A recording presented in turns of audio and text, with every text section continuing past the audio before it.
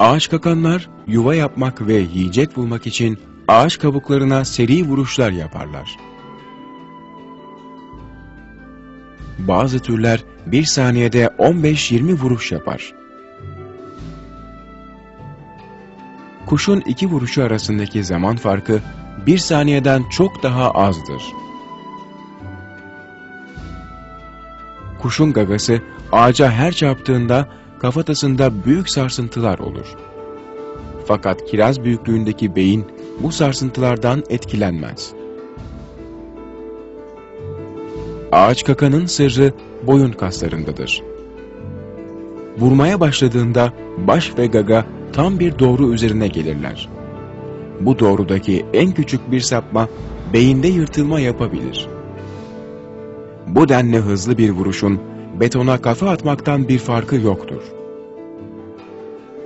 Kuşun beyninin hiçbir hasara uğramamasıysa ancak olağanüstü bir tasarımla mümkündür. Kuşların büyük çoğunluğunda kafatası kemikleri birbirine yapışıktır. Gaga ise çenenin hareketiyle açılır. Oysa ağaç kakanlarda gaga ve kafatası vuruş sırasında oluşan şoku emen süngerimsi bir maddeyle birbirinden ayrılmıştır. Bu esnek madde otomobil amortisörlerinkinden çok daha iyidir. Bu üstünlüğü çok kısa aralıklarla oluşan şokları da emebilmesinden ileri gelir.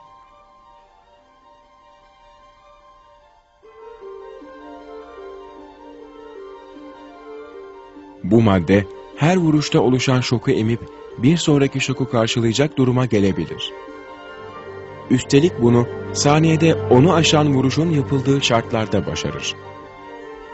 Bu madde modern teknolojinin geliştirdiği tüm benzerlerinden üstündür. Ağaç kakanın kafatası ve üst gagasının olağan dışı bir yöntemle bağlanmış olması, her vuruşta beyninin bulunduğu bölümün gagadan uzaklaşmasını, böylece şok emici ikinci bir mekanizma oluşmasını sağlar.